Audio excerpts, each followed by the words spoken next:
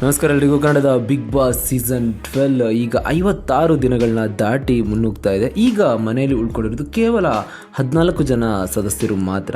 ಇನ್ನು ಕಳೆದ ವಾರ ಬಿಗ್ ಬಾಸ್ನಿಂದ ಕಾಕ್ರೋಚ್ ಸುದಿ ಅವರು ಎಲಿಮಿನೇಟ್ ಆಗಿ ಹೊರಗಡೆ ಹೋಗಿದ್ರು. ಈ ವಾರ ಬಿಗ್ ಬಾಸ್ ಮನೆಯಿಂದ ಹೊರ ಹೋಗೋದಕ್ಕೆ 10 ಜನ ನಾಮಿನೇಟ್ ಆಗಿದ್ದಾರೆ.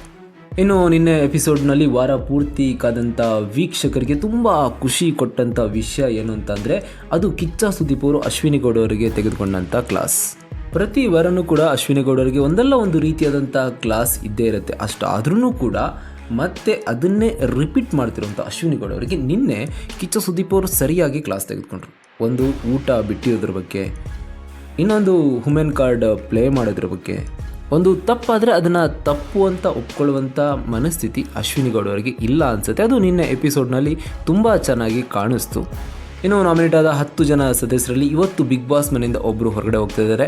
ಹೋದ ವಾರನೂ ಕೂಡ ಒಬ್ಬ ಘಟಾನುಘಟಿ ಸ್ಪರ್ಧಿ ಅಂದರೆ ಕಾಕ್ರೋಚ್ ಸುದಿ ಅವರು ಬಿಗ್ ಬಾಸ್ ಮನೆಯಿಂದ ಹೊರಗಡೆ ಹೋಗಿದ್ರು. ಈ ವಾರನೂ ಕೂಡ ಒಬ್ಬ ಘಟಾನುಘಟಿ ಸ್ಪರ್ಧಿ ಬಿಗ್ ಬಾಸ್ ಮನೆಯಿಂದ ಹೊರಗಡೆ ಹೋಗ್ತಾ ಇದ್ದಾರೆ.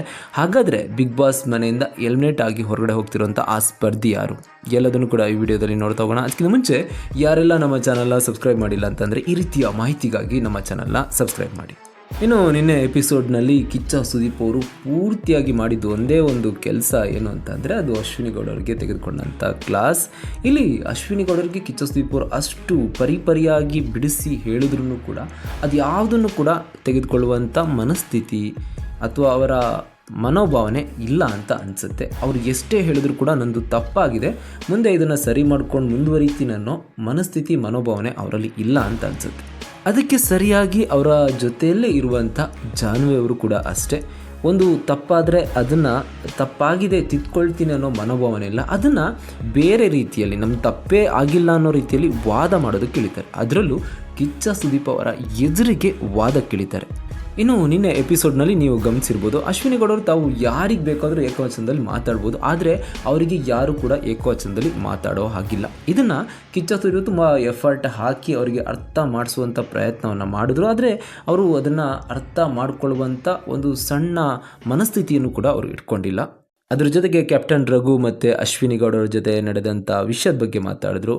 ಇನ್ನು ಬಿಗ್ ಬಾಸ್ ಮನೆಯ ಮೂಲ ನಿಯಮಗಳನ್ನ ಬ್ರೇಕ್ ಮಾಡಿದ್ರ ಬಗ್ಗೆ ಮಾತಾಡಿದ್ರು. ಮೈಕ್ ಹಾಕ್ಕೊಳ್ಳದೆ ಮಾತಾಡೋದ್ರ ಬಗ್ಗೆ ಮಾತಾಡಿದ್ರು. ಜಾನ್ವಿ ಮತ್ತು ಅಶ್ವಿನಿ ಗೌಡ ಅವರು ಡ್ರೆಸ್ಸಿಂಗ್ ರೂಮ್ನಲ್ಲಿ ಹೋಗಿ ಮೈಕ್ ಇಲ್ಲದೆ ಮಾತಾಡಿದರು. ಅದ್ರ ಬಗ್ಗೆಯೂ ಕೂಡ ಚರ್ಚೆ ಮಾಡಿದ್ರು. ಅಷ್ಟೇ ಅಲ್ಲದೆ ಒಂದು ಆಡಿಯೋವನ್ನು ಕೂಡ ಕೇಳಿಸಿದ್ರು. ಅಷ್ಟಾದರೂ ಕೂಡ ಅವರು ಅದನ್ನು ಅರ್ಥ ಮಾಡಿಕೊಂಡು ಮುಂದೆ ಸರಿ ಮಾಡ್ಕೊಳ್ತೀನಿ ಅನ್ನೋ ಒಂದೇ ಒಂದು ಮಾತು ಕೂಡ ಅಶ್ವಿನಿ ಗೌಡ ಅವರು ಹೇಳಿಲ್ಲ. ಅಲ್ಲಿಗೆ ಒಂದಂತೂ ಕನ್ಫರ್ಮ್, ಮುಂದಿನ ವಾರವೂ ಕೂಡ ಅಶ್ವಿನಿ ಗೌಡ ಅವರಿಗೆ ಇದೇ ರೀತಿಯಾದಂಥ ಕ್ಲಾಸ್ ಕಿಚ್ಚ ಸುದೀಪ್ ಅವರಿಂದ ಇರುತ್ತೆ ಅಂತ ಅನಿಸುತ್ತೆ.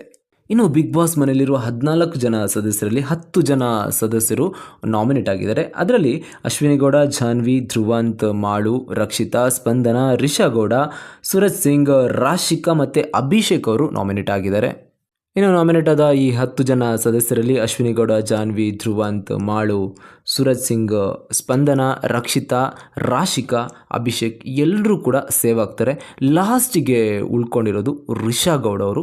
ಇನ್ನು ವೀಕ್ಷಕರ ವೋಟಿಂಗ್ನ ಪ್ರಕಾರ ಅತಿ ಕಡಿಮೆ ಇವರೆಲ್ಲ ಸ್ಪರ್ಧಿಗಳಿಗೆ ಕಂಪೇರ್ ಮಾಡಿದಾಗ ರಿಷಾ ಗೌಡರಿಗೆ ಅತಿ ಕಡಿಮೆ ವೋಟಿಂಗನ್ನು ಪಡ್ಕೊಂಡಿದ್ದಾರೆ. ಹಾಗಾಗಿ ಇವತ್ತಿನ ಬಿಗ್ ಬಾಸ್ ಎಪಿಸೋಡ್ನಲ್ಲಿ ರಿಷಾ ಗೌಡರು ಬಿಗ್ ಬಾಸ್ ಮನೆಯಿಂದ ಎಲಿಮಿನೇಟ್ ಆಗಿ ಹೊರಗಡೆ ಹೋಗ್ತಾ ಇದ್ದಾರೆ. ಇನ್ನು ನಿಮ್ಮ ಪ್ರಕಾರ ರಿಷಾ ಗೌಡರನ್ನ ಬಿಟ್ಟರೆ ಬೇರೆ ಯಾವ ಸ್ಪರ್ಧಿ ಬಿಗ್ ಬಾಸ್ ಮನೆಯಿಂದ ಎಲಿಮಿನೇಟ್ ಆಗಬೇಕಿತ್ತು ಅಂತ ನಮಗೆ ಕಮೆಂಟ್ ಮೂಲಕ ತಿಳಿಸಿ. ಧನ್ಯವಾದಗಳು.